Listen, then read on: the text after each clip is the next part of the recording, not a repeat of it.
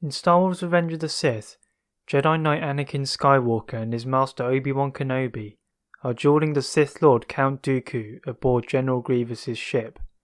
Obi-Wan is knocked out, and Anakin, tapping into his dark side powers, overwhelms Dooku and cuts off his hands. With two lightsabers to the throat of an unarmed Dooku, Anakin hesitates, knowing that to kill an unarmed prisoner is against the Jedi Code. But encouraged by Palpatine, who tells Anakin to do it, Anakin beheads Dooku. But what if Palpatine had not said these famous words? How would this change the timeline of Star Wars? As you are about to see, a lot changes. Before we get into this, I know there are other versions of this out there, so feel free to check them out after you've watched this video, if you haven't already done so. Anakin shuts off the lightsabers, much to the disgust of Palpatine, whom is released. Dragging Dooku by his upper right arm, Anakin rescues an unconscious Obi-Wan, and the quartet try to make their way through the ship. They fall victim to Grievous's ray shields, and are brought to the bridge in front of Grievous. This is where events really change. Palpatine at this point has no use for Dooku, as Anakin has proved he can best Dooku. Even though Grievous was now under Dooku's control, this would now shift directly to Palpatine. As the Jedi converse with Grievous, whom also mocks how Dooku has fallen under his control and lost to Jedi scum, R2 would set off distractions, cutting the cuffs off the Jedi. Whilst the Jedi were preoccupied with the IG-100 Magna Guards, Palpatine would subtly use the Force to break a window to the side and fling Dooku out of the window before returning back to his captive pose. Grievous escapes. Obi-Wan and Anakin are confused to where Dooku has gone to, and together with Palpatine, they make a happy landing with half a ship back to Coruscant. The two Jedi report to the Council where they believe Dooku died aboard the ship, but cannot confirm this. General Grievous and Palpatine converse, with Palpatine telling Grievous to move the Separatist leaders to Mustafar. Little did anyone know, Grievous had a trick up his sleeve. The rest of the events continued as in canon, except that the Jedi Council is more uneasy after the mysterious disappearance of Dooku. We now speed events up until where Obi-Wan arrives in Utapau. Obi-Wan jumps down from the platform, and after greeting General Grievous, ignites his lightsaber. As Grievous removes his cloak, another figure jumps down.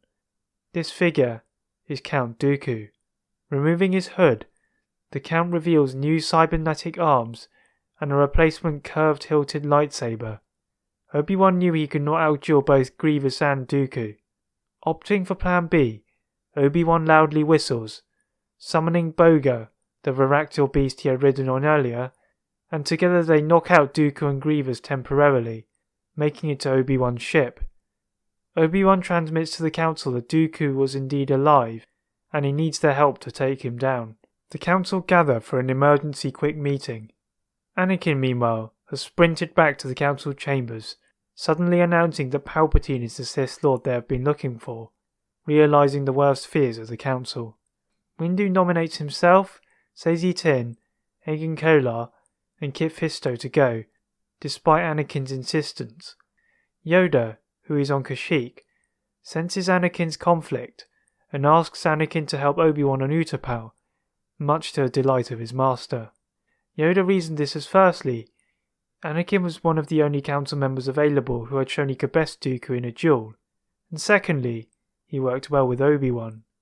Anakin flies off to Utapau, without hesitation, as in this scenario, he is focused on helping Obi-Wan.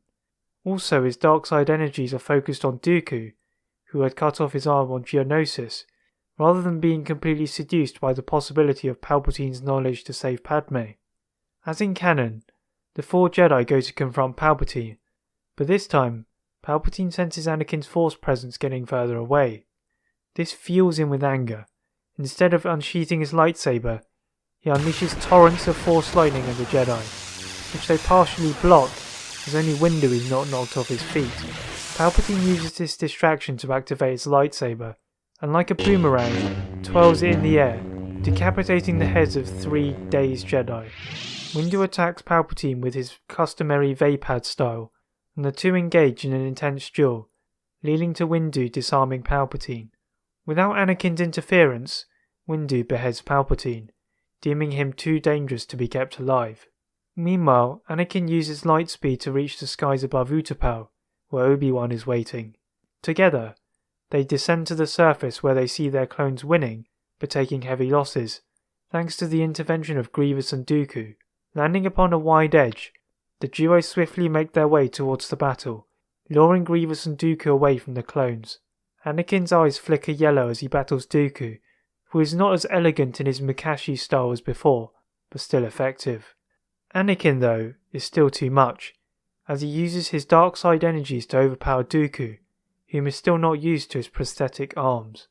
Anakin summons 2 clones to cuff Dooku, and they take him to a holding cell on one of the ships, whilst Anakin goes to assist Obi-Wan. Obi-Wan, by now, has disabled 2 of Grievous's lightsabers, and with Anakin's help, they are able to finish Grievous, with Anakin dealing the final blow to the cyborg's gut.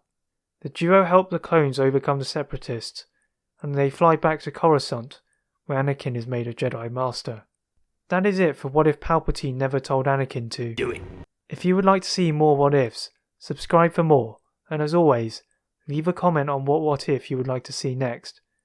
Thank you very much for watching, and see you next time.